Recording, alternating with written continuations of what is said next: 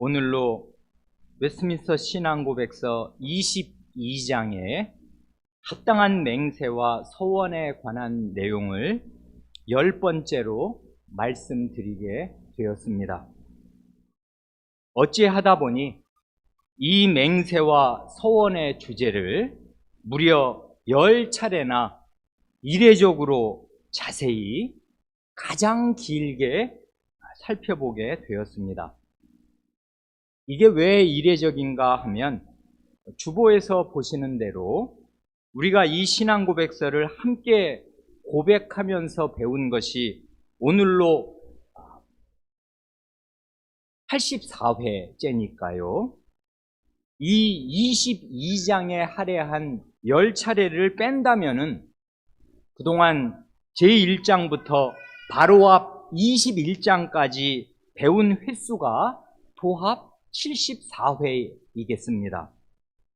그러니 1장부터 21장까지는 한 장당 평균적으로 한 3.56회 정도 그 정도만 배운 것입니다.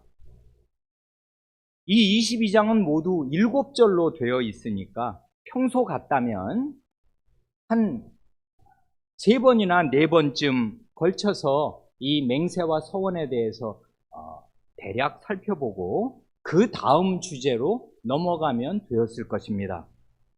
그리고 객관적으로 공평한 마음으로 판단한다면 맹세와 서원이 성경의 다른 주제들보다 훨씬 더 중요한 주제라고 할 수는 없을 것입니다. 중보자 그리스도에 대한 그런 내용도 우리가 67번 정도밖에 안 배웠단 말입니다. 맹세와 서원이 중보자 예수 그리스도보다 더 중요한 주제가 될 수 있겠습니까? 그럴 리가요. 그런데도 결과만 보면 2년 전부터 이 신앙고백서를 강해한 이래로 이 맹세와 서원의 주제를 가장 길게, 가장 자세하게 다루고 있는 셈이 되었습니다. 고백하건대 거기에는 이유가 없지 않습니다. 최근 몇 년 사이에 우리 독립개혁장로교회와 우리의 자매교회인 독립개신교회 이 양 교회 연합은 둘 다 비극적인 교회 분열을 겪었습니다. 교회들이 나뉘었습니다. 그런데 이 분열의 와중에서 상대방을 정죄하는 근거로 쓰인 핵심 논거가 바로 이 맹세와 서원이었습니다. 그래서 뜻하지 않게 이 맹세와 서원의 주제가 우리에게 대단히 중요한 문제가 되고 말았습니다. 그러나 어떤 암담한 현실을 만났을 때 이 현실을 비춰줄 빛을 구하기 위해서 성경으로 가는 것은 자연스럽고 마땅한 일일 것입니다. 그렇지만 그럴 때에도 하나님의 말씀을 내 현실의 문제를 해결해 줄 무슨 요술방망이나 부적처럼 사용해서는 안 될 것이고, 먼저 하나님의 말씀이 원래 무엇을 가르치시려고 하는지 귀 기울여야 마땅할 것입니다.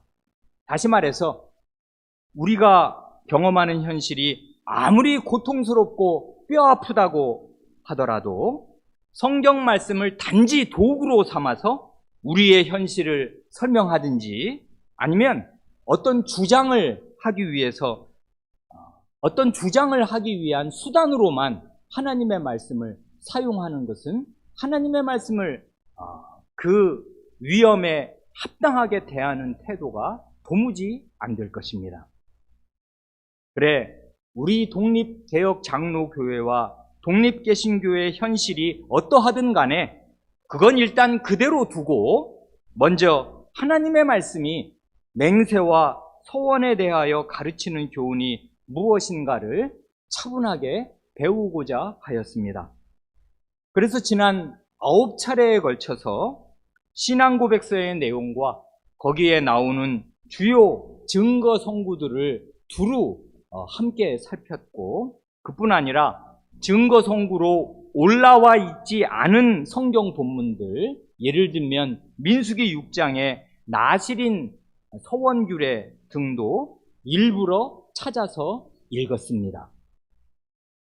맹세와 서원에 대한 이러한 이해를 기반으로 하여서 이제 최근 몇 년간 양교회연합 안에 일어난 일들을 비평적으로 살펴보려고 합니다. 이 말씀을 드리기 전에 제가 얼마나 조심하고 조심하였는지 우리 성도 여러분께 충분히 전달되었기를 바랍니다. 함부로 말하려는 것이 아닙니다. 우리 현실을 무슨 하나님 앞에서 함부로 재단하겠습니까?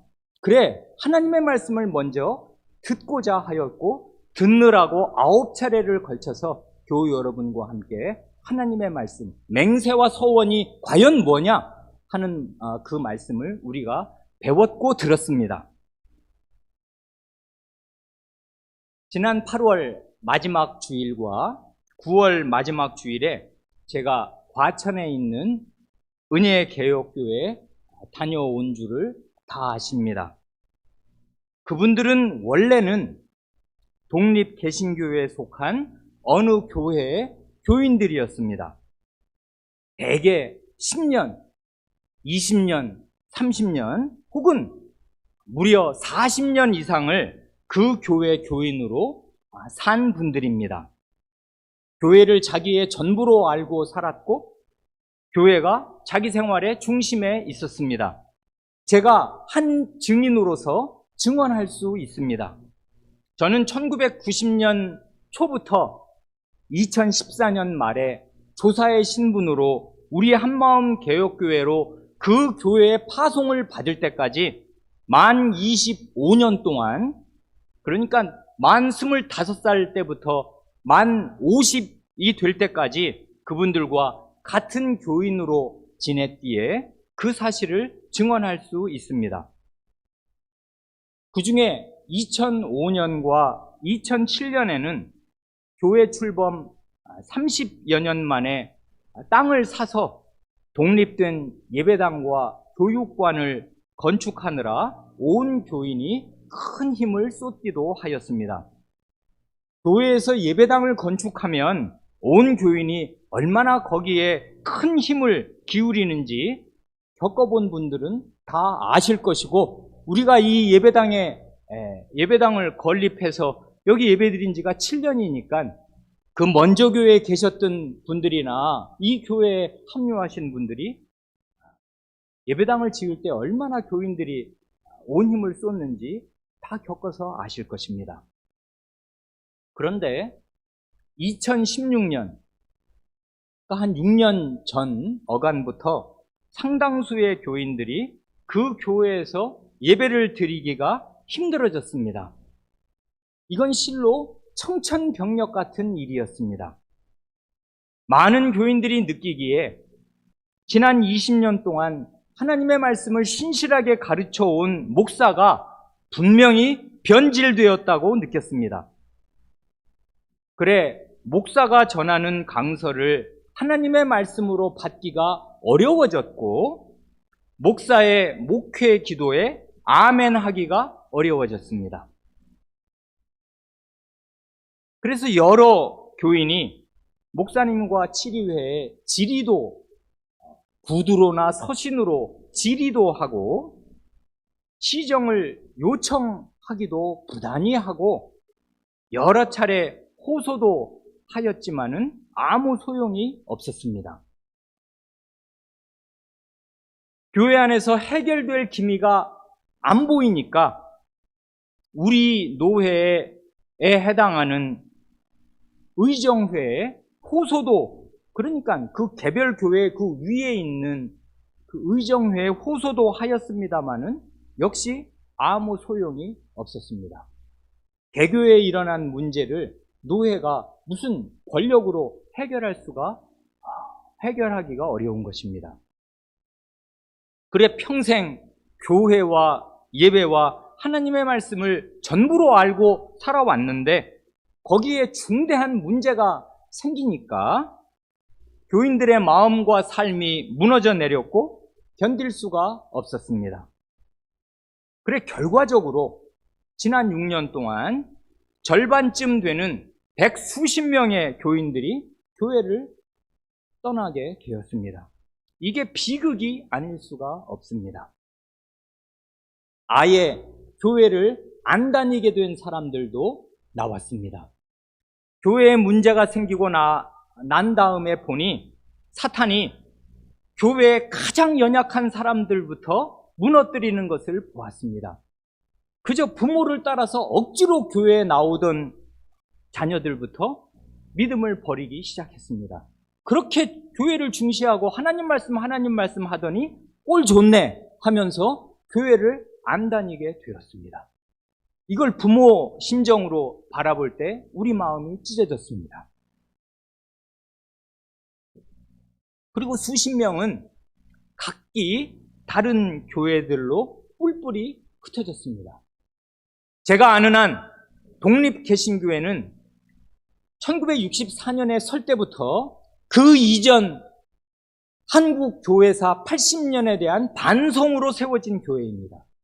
그 이전 한국교회 80년이 무엇이 잘못되었고 무엇이 문제인가를 알고서 독립한 교회로 섰습니다. 그러니까 독립개신교회로 선 그 자체가 한국교회사에 대한 반성이었는데 그랬는데 그렇게 선 교회가 5, 60년 만에 이렇게 속절없이 어렵게 되니까 먼저 이 독립개신교회를 세우기 전 교회 대한예수교 장로교회로 뿔뿔이 돌아간 것입니다.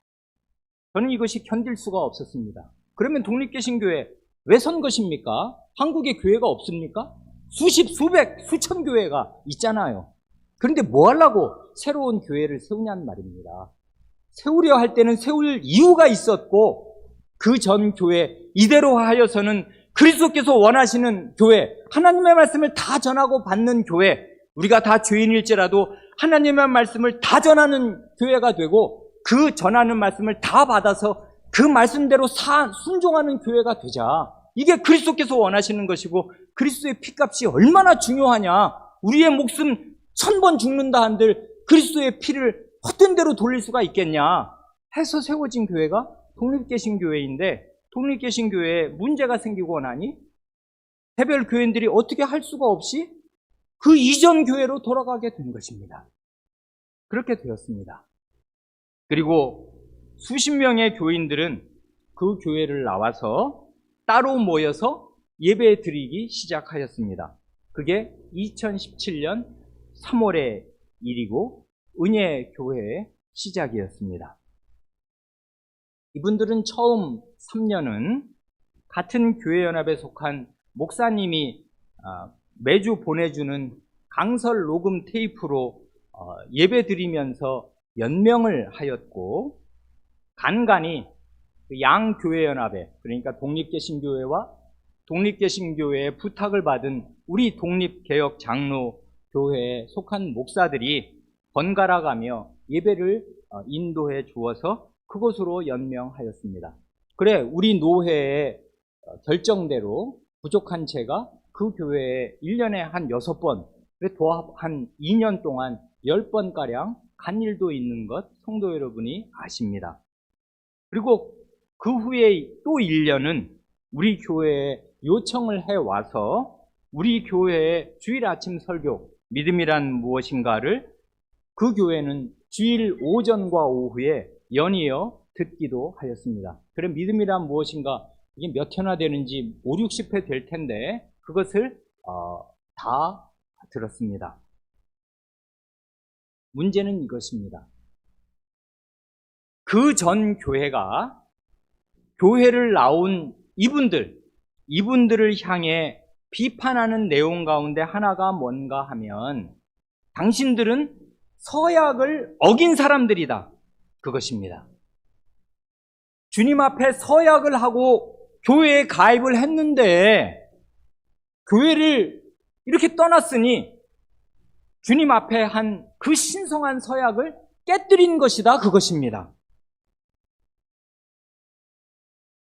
그리고 이게 여전히 그 먼저 교회 교인들이 가지고 있는 생각이고, 그래 떨어져 나온 사람들도 그런 말을 들으면 마음이 왔다 갔다 하고 불안감을 느끼기도 하겠습니다. 그 서약의 내용이 뭐란 말입니까? 그게 뭐냐 하면 지난번에 우리가 대강 살펴본 우리 교회의 공적 신앙 고백 문답의 내용입니다. 우리 교회의 공적 신앙 고백 문답은 그 교회에서 그대로 가져와서 쓰는 것입니다. 그러니 그 내용이 토시 하나 틀리지 않고 똑같을 것입니다. 그건 물론 문답, 묻고 답하는 것으로 이루어졌습니다마는 그건 맹세요, 서약임에는 틀림이 없습니다. 무엇을 서약한 것이며 어떤 서약을 위배한 것이겠습니까? 그 문답의 내용 4가지를 지난번에 함께 살펴보았습니다. 첫째는 구약과 신약 성경이 하나님의 말씀이며 우리의 믿음과 행위의 준칙이 됨을 믿는가? 교회 안에 남아있는 사람이나 교회에 남아있을 수가 없어서 떠난 사람이나 이 사실을 부인하는 사람은 아무도 없을 것입니다. 하나님의 말씀이, 성경이 하나님의 말씀이고 우리의 신행의 준칙이다. 다 믿습니다. 둘째는 자신이 하나님 앞에 죄인이요 하나님의 진노의 대상이며 하나님의 자비로 내리시는 구원이 유일한 소망임을 믿는가 할 때 이거 안 믿으면 신자가 아닐 것입니다. 나는 죄인이요 하나님의 진노를 받아 마땅한 존재이지만 하나님께서 크신 자비로 구원을 내려주실 뜻을 보이시고 구원을 베푸시니 그것이 나의 유일한 소망이다. 누구나 다 이렇게 믿고 고백합니다. 셋째는 예수 그리스도께서 하나님의 아들이시요 죄인의 유일한 구주이심을 믿고 의지하는가 할 때 그걸 안 믿는 사람도 신자 가운데는 아무도 없을 것입니다. 누가 예수님이 하나님의 아들이 아니라고 하며 죄인의 유일한 구주이심을 부인한단 말입니까? 다 믿고 고백합니다. 그래 결국은 문제가 되는 것이 마지막 4번째 그 문답의 내용일 것입니다. 뭡니까? 그대는 죄의 길을 버리고 성신을 좇아 살며 이 교회의 성도와 함께 하나님의 교훈을 배우며 그리스도의 다스리심에 복종하고 거룩함과 화평을 위해 힘쓰고 교회의 사명을 드러내고 완수하는 데 힘쓰며 교회 전체의 사명을 이루는 데 개인 생활의 목적도 있다는 것을 알고 지체로서의 본분을 다하기로 작정하십니까? 예하고 그 교회에 가입을 했단 말입니다. 이 서약을 어겼다 이것입니다. 하나님 앞에 신성한 서약을 해놓고 그 서약을 어겼으니 책임을 져야 할 것이고 돌아오라 그것입니다. 그러니 이런 비판과 비난의 대상이 된 사람들로서 이 서약의 내용이 무엇이었는가를 다시 볼 수밖에 없습니다. 그래 다시 봅니다. 뭘 서약한 것입니까? 이 교회의 성도와 함께 하나님의 교훈을 배우기로 서약하였습니다. 맞습니다. 여기에 나오는 말 중에 이 교회라는 말이 대단히 중요한 말입니다. 하나님의 교훈은 지역 교회에 속해서 배우는 것입니다. 그래 이 교회가 중요합니다. 그래 하나님의 교훈 어디서 유튜브에 떠돌아다니는 거 이 방송 저 방송 들으면서 배우는 것 아닙니다. 그렇게 해서 못 배우는 것이 아닙니다만은 그렇게 살아보세요. 교인답게 살 수가 있나? 안 된다고요. 그게 한 교회를 지지하지도 않지 않습니까? 설교가 그냥 나옵니까? 교인들이 얼마나 그 목사의 생활과 그 목사가 그 말씀 준비한 일에 전무하도록 얼마나 힘을 기울입니까? 그런 자기의 헌신이 쏟아져 들어가지 않고 그리고 그런 함께 예배드리는 형제 자매들과의 연대 밖에 있으면서 소파에 앉아서 유튜브를 틀어놓고 이 교회 저 교회 설교를 들으면 그게 교인답게 살 수가 있는 것이며 하나님의 백성으로서 기능할 수 있는 것입니까? 그럴 장도 없고 그럴 수가 없습니다. 그래 이 교회 한 지역교회가 대단히 중요한 것입니다. 그래, 이 교회의 성도와 함께 하나님의 교훈을 배우기로 서약했는데 이 교회를 떠났으니 서약 위반이 아니냐, 그것입니다. 그런데 한번 이 서약의 내용 다시 보세요. 이 교회의 성도와 함께 하나님의 교훈을 배우겠다고 서약한 거 아닙니까? 사람의 교훈이 아니고 하나님의 교훈을 배우겠다고 서약하였습니다. 하나님의 말씀 들려주라, 그것입니다.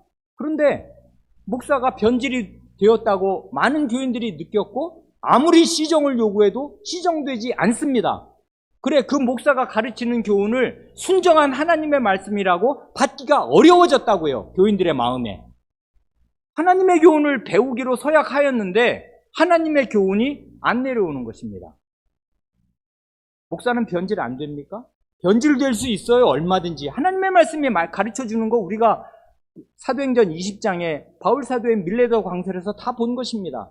너희 중에도 자기 뜻을 좇게 하려고 어그러진 말을 하는 사람들이 일어날 줄을 안다 하고 에베소 교회 목사와 장로들에게 미리 사도가 경고한 대로 목사도 변질되는 것이고, 그러면 하나님 말씀과 자기 생각을 섞어서 말해요. 예민한 교우들은 알아봅니다. 저게 지금 자기 말을, 자기 주장을 하나님 말씀에 섞어서 지금 그 그릇된 주장을 하나님 말씀에 외피를 입어서 지금 하나님 말씀을 갖다 쓰는 거, 수단으로 이용하는 것인지 하나님의 말씀을 순정하게 전하는 것인지 하나님의 백성은 구별할 수 있어요. 그리스도의 양들은 안단 말입니다. 왜냐하면 거기에 자기 생명이 걸려 있는데 그 젖이 순정한 젖인지 불순한 젖인지 몰라요, 교인이? 무식한 교인은 모릅니다.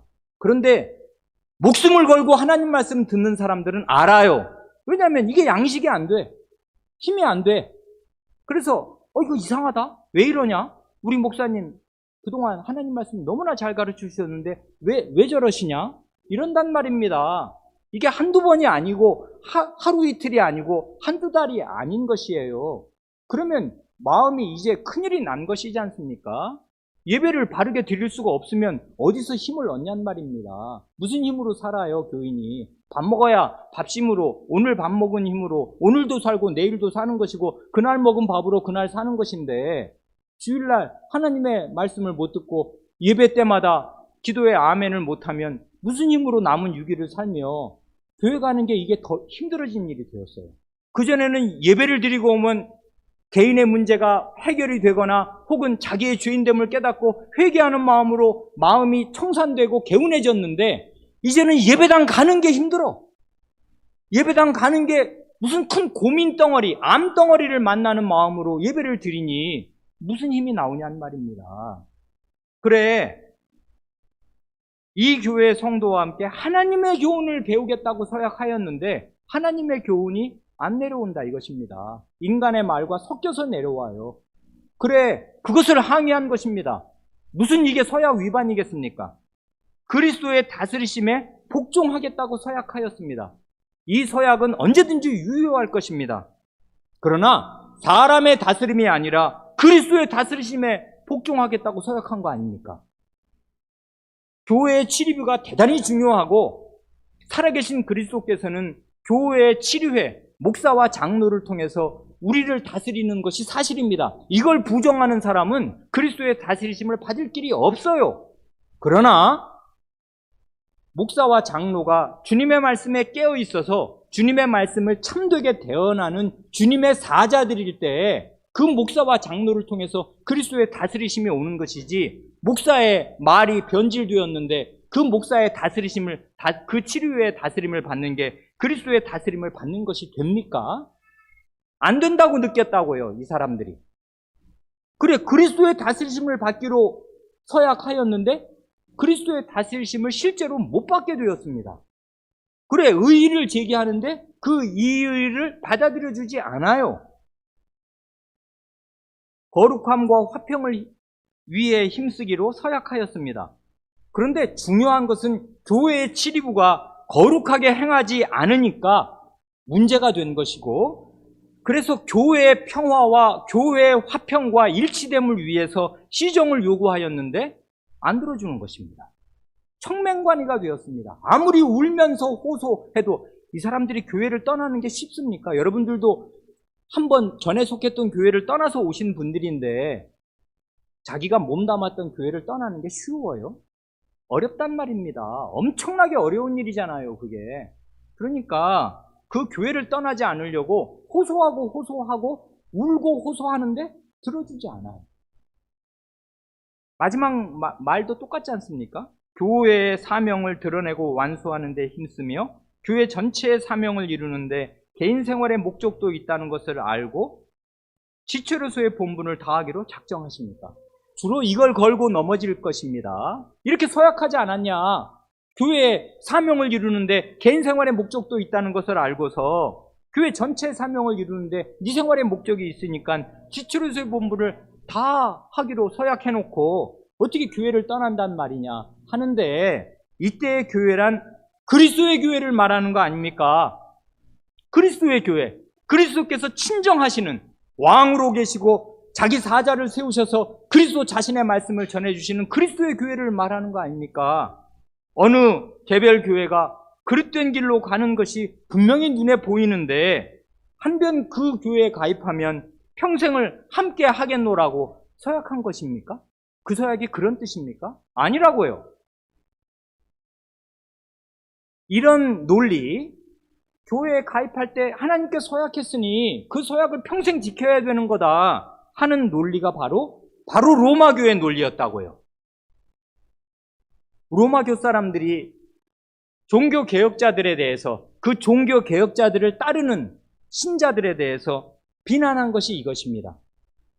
개신교회라고 하는 너희들, 개신교 신자라고 하는 너희들은 서약을 어긴 사람들이고 교회의 하나됨을 깨뜨리고 나간 사람들이다. 그러니 어서 회개하고 어머니인 교회의 품으로 돌아오너라.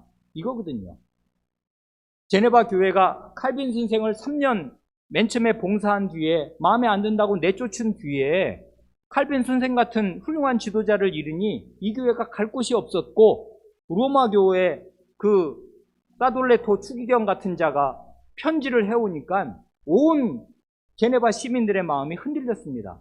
아무런 대응할 하나님 말씀에 기반도 없었습니다. 어떻게 할 줄을 몰랐다고요.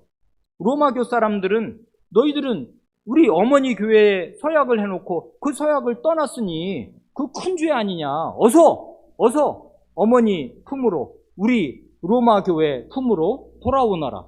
하나된 교회를 깨고 나간 너희는 큰 죄다. 그리스도의 몸을 찢은 거 아니냐.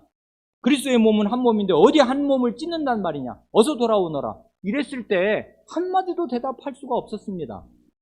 그래, 칼빈 선생을 다시 청빙해 오면서 칼빈 선생이 그 쫓겨나 있는 동안에 스트라스부르에서 프랑스 고국의 난민들을 상대로 목회하면서 그 못된 사돌레토 추기경에게 편지를 쓴 것입니다. 그럴 만한 실력이 제네바에 있는 사람들 중에 없었어요. 그래, 칼빈 선생이 대신 그 말도 안 되는 서약 위반이라고 돌아오라고 하는 그 로마교 추기경과 신령한 전투를 벌였고 다시 칼빈 선생을 청빙하여 모셔오면서 그 교회가 개혁교회의 보루가 된 것입니다. 개신교의 이름이 영어로 뭡니까? 프로테스탄트입니다. 프로테스탄트. 프로테스탄트라는 말이 도대체 무슨 뜻입니까? 프로테스트가 뭡니까? 저항하다, 항거하다, 이의를 제기하다입니다. 프로테스탄트란 무엇입니까? 로마교의 그릇된 것에 대해서 이의를 제기하는 사람들입니다. 항의하는 사람들입니다. 저항하는 사람들입니다. 교회가 그릇되었다고 그대로 따라가는 사람들이 아니라고요. 그러니까 그런 프로테스탄트, 항의하는 자들, 항의하는 사람들이라는 말을 비판하는 뜻으로 붙여준 것이든 아니면 개신교도들이 자기에게 쓴 것이든 상관이 없이 개신교의 뿌리는 기본적으로는 로마교회에서 한 교회로 1000년 이상, 1500년을 함께 오다가 도무지 이렇게 하는 것은 교회다운 교회가 아니다 하고 저항하고 항거하고 이의를 제기하면서 하나님 말씀이 어디 그러냐, 이렇게 하나님 말씀 이렇게 하는 게 하나님의 뜻이지 너희처럼 면죄부를 팔아먹지를 않나, 교황의 무호소를 주장하지를 않나, 이런저런 행태들이 어디 이게 하나님의 말씀에 맞는 거냐, 하나님 말씀이 어디 그렇게 가르치냐 하고 항의한 사람들이 프로테스탄트이고 그게 개신교라고요. 우리가 다 그 후예 아닙니까? 그러니 우리가 어머니인 교회의 품을 찢고서 교회를 분열시킨 주범들이 되겠습니까? 아니라고요. 하나님의 말씀으로 돌아가려고 한 것뿐입니다.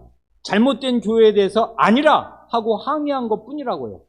그리고 그렇게는 살 수가 없다. 이대로는 하나님의 뜻에 맞는 교회원으로 신자로 살 수가 없다 해서 거부하고 나온 것뿐이라고요. 그러니 그런 사람들이 서약을 위배한 것이겠습니까? 그 사람들은 칼빈뿐 아니라 루터 선생에 대해서 저자는 루터 선생이 원래 로마교 수사 출신 아닙니까? 수도사. 어거스틴 수도의 수도사였고 수도사가 될 때 평생 말하자면 전결 서원한다는 거 아닙니까? 그리고 그 부인은 원래 수녀였습니다. 그러니 평생 저열한 비난이 그를 따라다녔습니다. 저것들은 평생 정결 서원을 서약을 한 수도사와 수녀가 눈이 맞아 바람이 나서 그 서약을 다 깨버리고 저렇게 하고 다니면서 무슨 교회를 세운단 말이냐 이랬단 말입니다.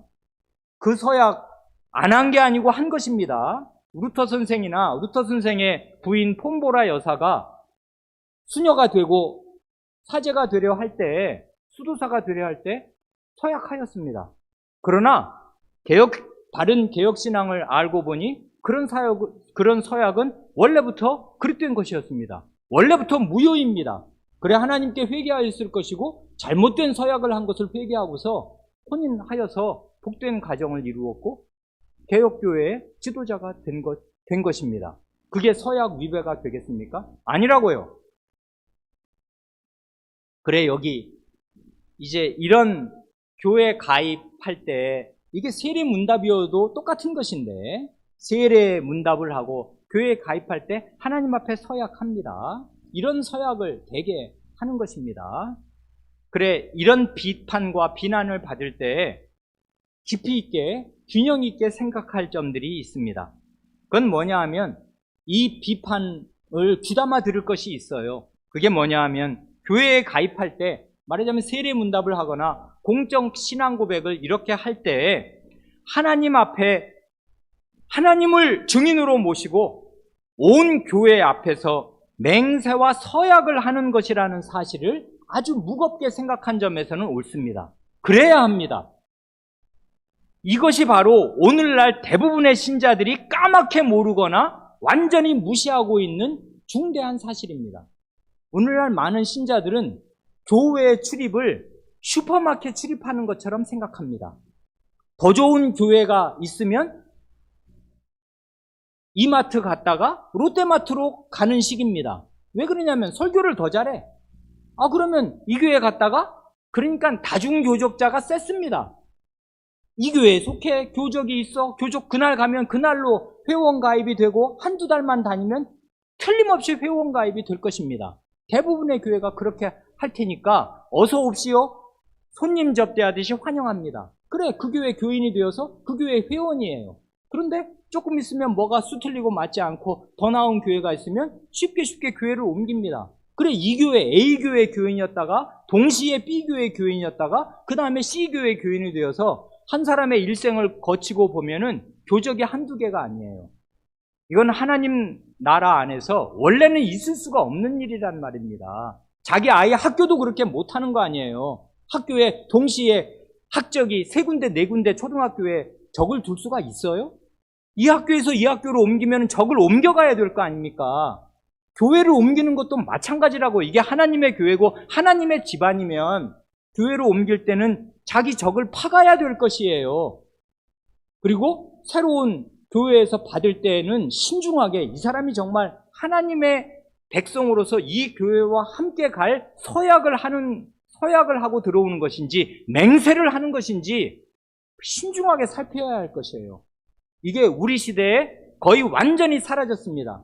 복음주의가 횡행하고 전도하라 하면서 모든 사람들이 세일즈맨이 된 것처럼 교회에 새로운 사람들을 그렇게 환영해 가면서 교적이라는 의미가 무의미해졌어요. 교적이 필요가 없어진 시대가 되었단 말입니다. 이런 시대에 이 교회 가입 서약을 대단히 중시하는 것은 옳은 일입니다. 그러니까 우리는 교회 가입하는 거 굉장히 신중하게 생각해야 하고, 교회를 탈퇴하는 것도 그 서약의 무게를 생각해서 굉장히 신중하게 생각하는 것이 마땅합니다. 그런 면에서는 옳아요. 그리고 또 하나 생각할 것이 있습니다. 교회의 목사나 치리회가 그릇된 길을 간다고 해서 반드시 모든 교인이 그 교회를 떠나야만 하는 것도 아닐 것입니다. 왜냐하면 교회를 아끼고 사랑하는 성도로서 잘못된 지도부가 회개하도록 위하여 기도하면서 그 교회를 지키고 안 떠날 수도 있을 것입니다. 그렇게 하는 것도 잘하는 것일 것입니다. 이건 네덜란드 개혁교회 역사가 아주 웅변처럼 입증하는 예입니다. 현대 네덜란드 개혁교회, 그 빛나는 그 1834년 이래로 현대 네덜란드 개혁교회의 그 근간을 이룬 지도자가 된 사람이 핸드릭 드콩 목사와 1880년대에 아브라함 카이퍼 목사 두 사람이었는데, 핸드릭 드콩 목사나 아브라함 카이퍼 목사가 처음에는 신학적 자유주의자였습니다. 좋은 신학교를 나왔고 똑똑한 사람들이었는데 자유주의자였다고요. 하나님 말씀을 그릇되게 설교하기 시작했어요. 그 이적? 이런 건 다, 그런 건 다 원래 사실 그대로가 아니라 그건 신화지, 신화. 거기에 의미를 취해야 되는 거지. 이런 식의 생각을 한 사람들이었단 말입니다. 그런 사람이 목사랍시고 어느 자기 맡은 교회에 가서, 시골 교회에 가서 설교를 하는데 그 교회에 나온 할머니들이 기독교 강요를 읽고 있어요. 그리고 목사님 설교가 이상해. 그런데 그때는 이렇게 교회가 정말 동네마다 빌딩마다 교회가 다 있는 시대가 아니고, 교회는 한 동네에 하나씩 있는 거잖아요. 그러니 자기 동네에 있는 교회 가는 거지. 그때는 차도 없는데 딴 동네에 있는 교회 가려면 새벽부터 걸어야 될 것입니다. 그렇게 하는 거 아니거든요. 옛날 시골에 다 시골마다 동네에 교회 하나 있으면 그 교회 다니는 것처럼 이 할머니들이 목사가 변질되었다고 이 교회를 그냥 떠나나? 안 떠나요. 목사님 걱정된다 하면서 목사님을 위해 기도하고 목사님께 부지런히 간언하는 것입니다. 그리고 목사님 이것 좀 읽어보시라고. 그래서 나중에 개혁교회 지도자 거물이 된 이 두 사람이 청년 시절에는 처음 초임 목사였을 때는 자유주의자였어요. 신앙이 없는 사람이었다고요. 자기는 똑똑한 줄 알고 자기가 설교하면 다 아멘하고 잘 받을 줄 알았는데 할머니들이 훨씬 더 바른 신앙을 가지고 있었습니다. 그래 할머니들이 보는 책을 보다가 깨우친 것이에요. 개혁신앙을. 그래서 나중에 네덜란드 기독교회에 훌륭한 지도자들이 된 것입니다. 핸드릭 드콩 목사, 분리의 지도자가 되었고, 그리고 이 아브라함 카이퍼가 애통의 지도자가 되어서 그래서 네덜란드 개혁교회의 초석들이 되었습니다. 그 힘이 어디서 나왔는가? 교회를 떠나지 않고 지킨 늙은 할머니들, 신도들에게서 나왔어요. 신자가 목사를 변화시킨 것이에요. 그럴 수도 있는 것입니다. 그러니까 누구나 다 그렇게 할 힘이 있는 것 아니고, 모든 그릇된 목사가 신자들에 의해서 변화받는 것이 아니겠습니다만은, 목사가 변질되었다고 모든 교인이 교회를 다 떠나야만 하는 것도 아닙니다. 그러나 목사나 치리회가 그릇된 길을 갈 때 개별 신자가 도무지 자기의 힘으로는 자기의 영적인 생명을 지탱할 힘이 없어서 그 교회를 떠나서 자기 생명을 부지하기 위해 다른 교회로 가는 것을 가리켜 서약을 위반한 것이라고 비난할 수는 없는 것입니다. 그렇게 비난하는 지도부는 부끄러운 줄을 알아야 할 것이에요. 자기들의 잘못 때문에 교인들의 절반이 교회를 떠나는데 무슨 서약 타령을 한단 말입니까? 자기 잘못을 먼저 회개해야 할 것이에요. 그리스도께서 피로 사신 회중을 그렇게 잃어버리고 독립개신교회가 세워진 그 이유 자체를 무화시키는, 그 이전 80년 교회사에 대한 반성이 없어지게 만든, 원래 대한민국 장로교회로 돌아가려고 했으면 독립개신교회 뭐 하려고 생겼단 말입니까? 그렇게 된 데 대해서 회개하고 떠나간 교인들에게 미안한 마음을 가져야지, 도리어 서약 위반이라고 비판하는 것은 어불성설입니다. 그래, 이건 서약 위반이 아닙니다. 개별 교인이 도무지 하나님 앞에 예배를 바르게 드릴 수가 없게 되어서 심지어 그 교회 설립자 목사의 아내 되었던 사람이 그 교회를 나올 수밖에 없는 이런 비극적인 상황이 무슨 서약 위반이란 말입니까? 그럴 수가 없습니다. 또 있습니다. 우리 독립개혁 장로교회에 속한 14교회 가운데 4교회가 2018년 하반기부터 따로 모였고 결국 2020년 상반기에, 그러니까 이제 만 2년이 지났습니다. 정식으로 우리 독립개혁 장로교회와 결별하였습니다. 그래, 우리 독립개혁 장로교회도 분열되었습니다. 10교회와 4교회가 서로 분열하였습니다. 분열의 원인을 여러 가지로 말할 수 있겠습니다. 그걸 이 짧은 시간에 일일이 다 말할 수 없을 것입니다. 그러나 부족한 대로 제가 보기에 가장 근원적인 것은 이것입니다. 곧 우리 독립개혁 장로교회가 이름값을 하지 못하고 곧 독립이라는 그 말 그대로 자기의 두 발로 독립적으로 설 만한 믿음과 실력을 지난 20년 동안 기르지 못한 채로 거의 전적으로 독립개신교회에 의존되어 있었던 데 그 중요한 원인이 있을 것입니다. 그렇게 기대고 있던, 의존하고 있던 독립개신교회가 분열을 하니까 그 악영향을 그대로 받았을 뿐 아니라 그 분열에 사용되었던 그릇된 논리를 그대로 따랐습니다. 이게 비극입니다. 어린아이는 어른을 따라가는 거라고요. 부모가 못된 짓을 하면 아이는 그게 못된지도 모르고 부모가 욕설을 입에 달고 살면 아이도 욕설을 합니다. 시비선악 분별을 못하니까. 독립되어 있어야 부모라도 저렇게 하면 안 된다, 저건 나쁜 말이지 해야 할 텐데 어린아이는 힘이 없잖아요. 보고 배운 대로 따라한단 말입니다.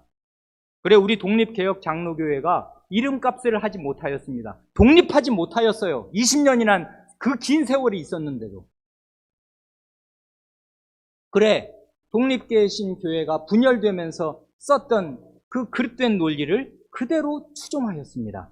그 그릇된 논리가 뭐였는가 하면 독립개신교회 신학교가 독립개신교회 분열의 원인을 제공했는데 왜 그런 그릇된 신학교를 여전히 지지하고 있냐, 이게 다른 교회를 비판하는 이유였습니다.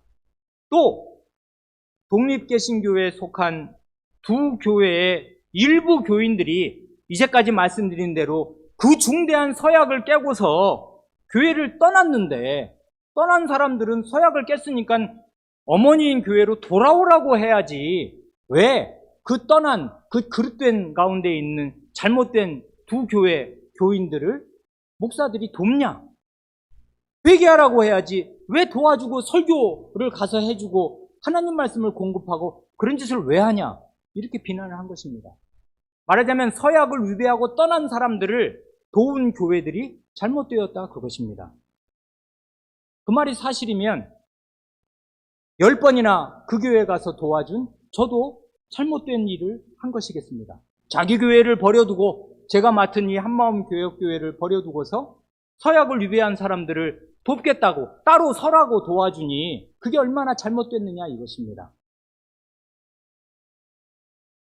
거기에 더해서 이런 그릇된 논리에 추가해서 우리 노회 내부의 문제가 가장 직접적인 분열의 도화선이 되었습니다. 그게 뭐냐 하면 우리 노회 가운데 어느 교회에서 독립개신교회 신학교를 졸업한 사람을 목사로 청빙하였습니다. 그게 저의 신학교 동기입니다. 신학생 때부터 그 교회와 노회에서 신학생의 학비와 생활비를 다 전액 지원하였고, 조사가 된 뒤부터 그의 설교를 듣기 시작하였습니다.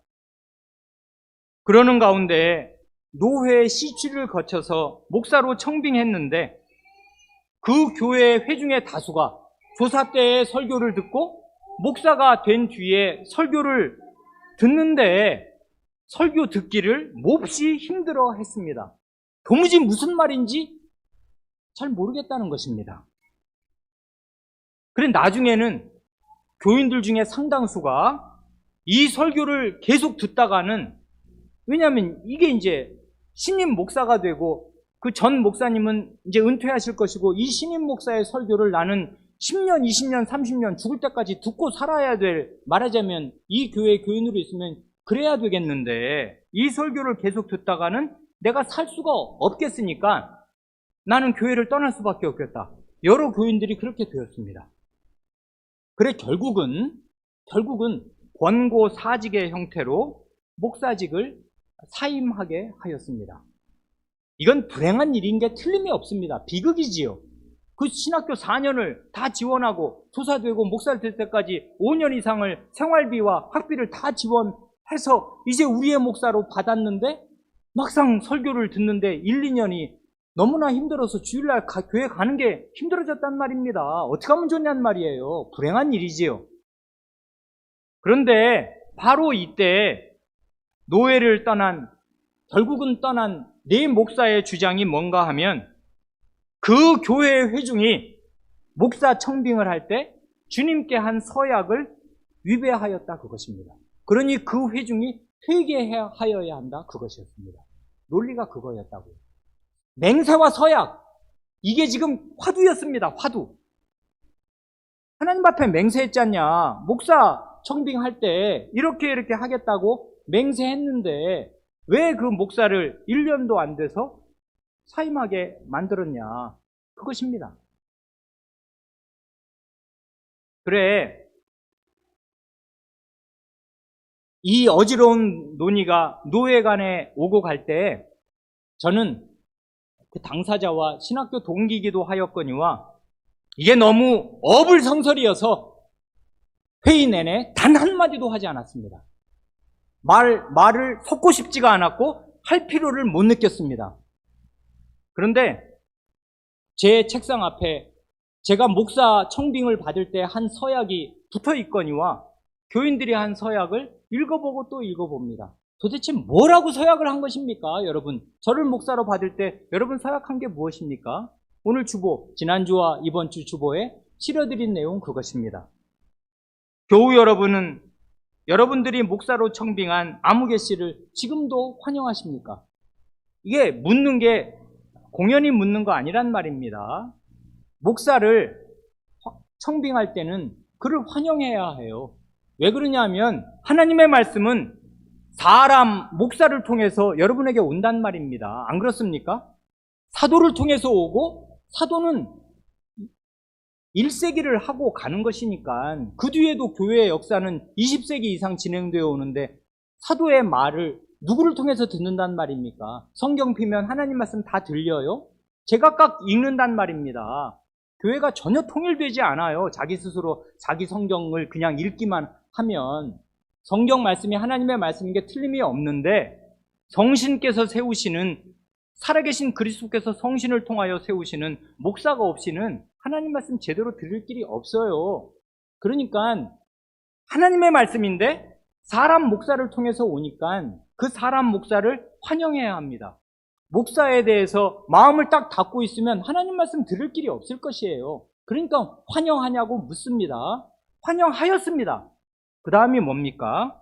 여러분은 그의 입에서 나오는 진리의 말씀을 겸손과 사랑으로 받으며 정당한 권징을 행할 때 그에게 복종하기로 약속하십니까? 이건 반드시 이렇게 서역하고 목사를 받아야 그게 목사 청빙이 되는 것이지, 그가 전하는 진리의 말씀을 겸손한 마음과 사랑으로 받지도 않고 그가 정당하게 하나님 말씀을 따라 권징을 할 때 그걸 배척을 한다면 그 사람은 그 교회에 있을 자격이 없는 사람일 것입니다. 목사가 전하는 말씀을 하나님 말씀으로 받아야 하고 목사가 정당하게 권징할 때 따라야 할 것이에요. 이걸 우리는 교회에 가입할 때마다 묻고 다짐을 받는단 말입니다. 정당하게 교회 치리부가 당신을 징계하거나 권징할 때 받겠는가? 그리스도 하나님께서 당신에게 하시는 징계로 받겠는가? 묻고 대답을 하게 한단 말입니다. 그런데 문제는 이것입니다. 그의 입에서 나오는 진리의 말씀을 받는다고 하였지 않습니까? 회중은 잘못이 없어요. 왜 잘못이 없냐 하면 진리의 말씀 전해주라 이것입니다. 그러면 받겠다 이것이에요. 그런데 뭔 말인지를 못 알아듣겠어. 1년, 2년이 가도. 그러면 어떻게 이 사람을 목사로 계속 존중하고 따르냔 말입니다. 예배가 힘든데 하나님 말씀 못 알아듣겠는데 진리의 말씀을 가르쳐 주라고요. 그런데 진리의 말씀이 안 와. 너무 힘들어. 뭐가 진리인지 모르겠어. 그래서 힘들다고 호소한 것뿐입니다. 교인들은. 그리고 더 이상은 이렇게는 내가 살 수가 없으니까 이 교회 못 다니겠다. 이런 것뿐이라고요. 목사를 몰아낸 게 아니란 말입니다. 힘들다고 호소한 것이에요. 그런데 방법이 없었습니다. 그래서 사임을 하였는데 사임을 한 교회와 그 사임을 지지한 교회들을 이건 서약 위반이다. 왜 그 회중이 하나님 앞에 한 서약을 위반하느냐. 이 논리를 끝까지 밀어붙이는 것이에요. 그래서 이게 가장 도화선이 되어서 교회가 분열하였습니다. 그랬다고요. 그래, 너무나 가슴이 아파요. 그래서 이 맹세와 서약, 도대체 이게 뭐냐? 무슨 맹세, 무슨 서약이냐 하는 게 저한테 굉장히 중요해졌습니다. 그래서 이제까지 9차례에 걸쳐서 맹세와 서원에 대해서 우리 성도 여러분과 함께 살펴보았습니다. 그리고 나서야 이제 우리의 현실에 대해서 이것도 한 2년 이상이 충분히 지나서 숙성이 되었다고 판단이 되고 이제는 말할 수 있다. 이제는 말해야 한다 해서 이때가 아니면 다시는 언제 이런 얘기를 현안을 가지고 성도 여러분께 말씀을 드리겠습니까? 그래서 맹세와 서원이 끝나기 전에 마지막으로 이 말씀을 드리려 하였습니다. 문제가 뭡니까? 오늘 본문으로 읽은 마태복음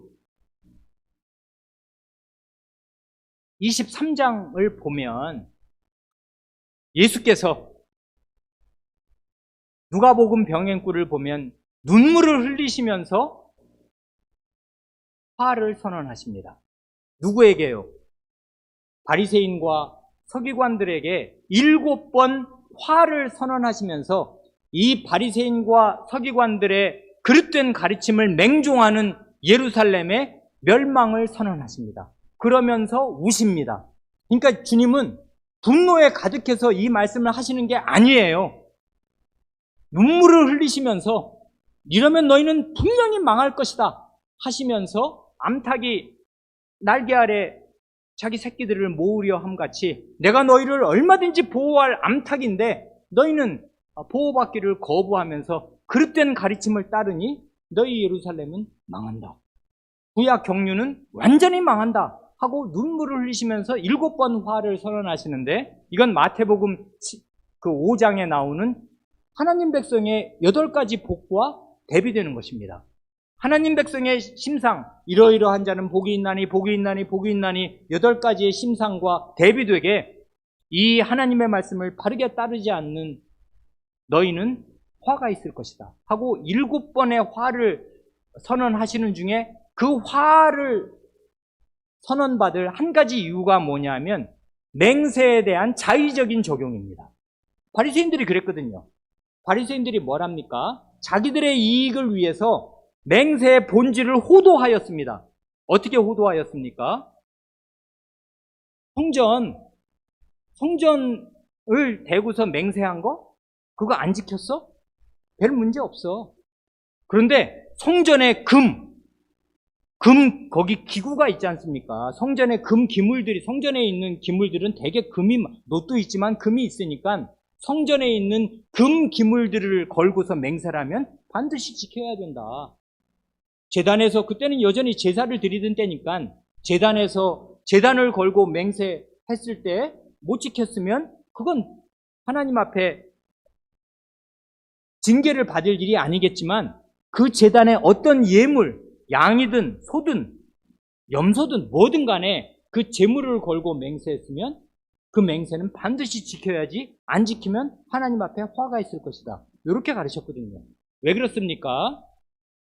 자기들에게 무슨 이익이 떨어지고 떡고물이 떨어지느냐를 생각하면서 자기들에게 이익에 맞는 그런 맹세는 지켜야 하는데, 성전이나 제단에 관해서는 자기 소관이 아니고 이건 성전은 하나님 것이고 제단은 하나님의 제단이니까 이것으로 맹세하는 것에는 안 지키더라도 후환이 없을 것이다. 이렇게 본질을 호도한 것입니다.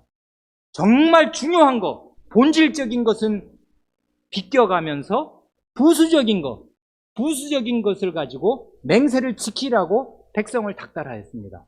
자기들의 그릇된 이익을 위해서 그렇게 한 것뿐이라고요. 그래서 주님이 그 허위를 뒤집으시면서, 그 허위를 짚어내시면서 너희들 장님 아니냐? 어느 게 더 크냐? 제단이냐? 그 예물을 거룩하게 하는 제단이냐? 제단이 더 크냐? 예물이 더 크냐? 성전이 더 크냐? 그 성전의 기물을 거룩하게 하는 성전이 더 크냐? 그 성전의 그 기물이 더 크냐? 너희 장님 아니냐? 그런데 사람이 이렇게 될 수가 있는 것이에요.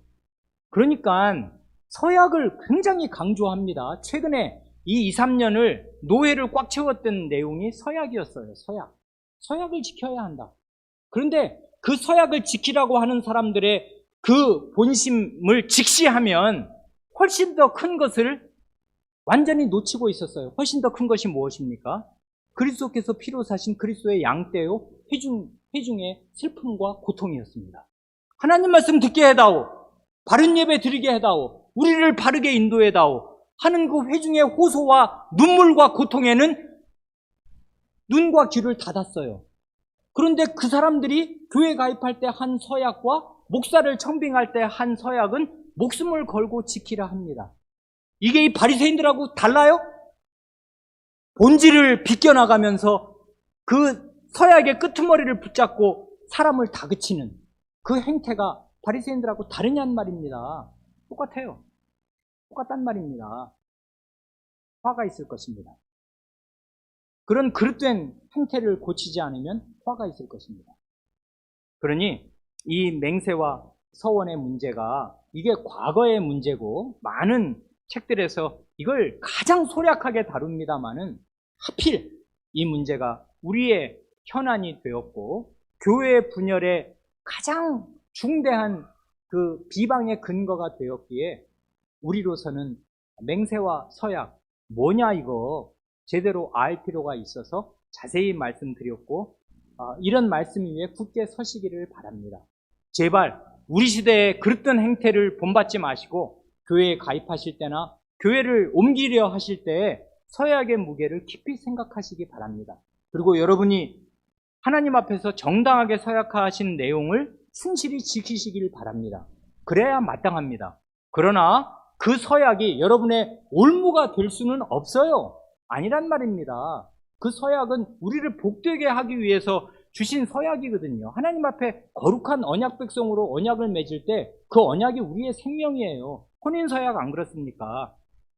그래, 추기경의 말이지만 그 말은 참 옳습니다. 혼인한 내가 서약을 지키는 게 아니라 혼인서약이 나를 지켜준다. 그 말을 올해가 혼인한 지 30년 된 저는 30년 내내 절감하였습니다. 내가 서약을 지킨 것이 아니고 서약이 나를 지켜주었습니다. 나는 하나님 앞에 혼인서약한 사람이다. 이 서약을 깨면 나는 죽음이다 하는 그 사실이 저를 붙들어 매주어서 혼인서약에 충실할 수 있도록 도왔습니다. 서약이 저를 지탱해 주었다고요. 마찬가지로 여러분이 서약의 무게를 아신다면 목사를 청빙할 때 한 서약이든지 공적 신앙고백 문답이든지 자녀를 유아세례를 받게 하셨을 때 그 하나님 앞에 하였던 서약이 여러분의 마음을 지켜줄 것이고 부모 노릇 제대로 하게 할 것이고 교인 노릇 제대로 하게 할 것입니다. 그러니 서약을 지켜야 할 것이고 서약에 충실해야 할 것입니다만은 이 서약이 남에게 들이대고 남을 추궁하는 그런 족쇄로 쓰일 수는 없을 것입니다. 그렇게 쓰이는 사람들의 마음에는 바리새인과 같은 오류가 있어요. 본질적인 것, 낙타는 하루살이는 걸러 먹으면서 낙타는 통으로 삼키는. 그러니까 아주 작은 것은 엄청 따져가면서 하루살이에 날개에 뭐 먼지가 묻었네? 요건 털어서 먹어야 돼. 하고 하루살이 같은 건 다 따지면서 낙타는 똥이 묻었든 더러운 것이 묻었든 그냥 턱턱 통으로 삼키는 완전히 본말이 전도된 이런 일들을 하는 행태를 주님께서 비판하셨는데 그런 비판에 딱 걸리게 될 것입니다. 우리 노예가 그렇게 하여서 분열되었습니다. 기도하시겠습니다.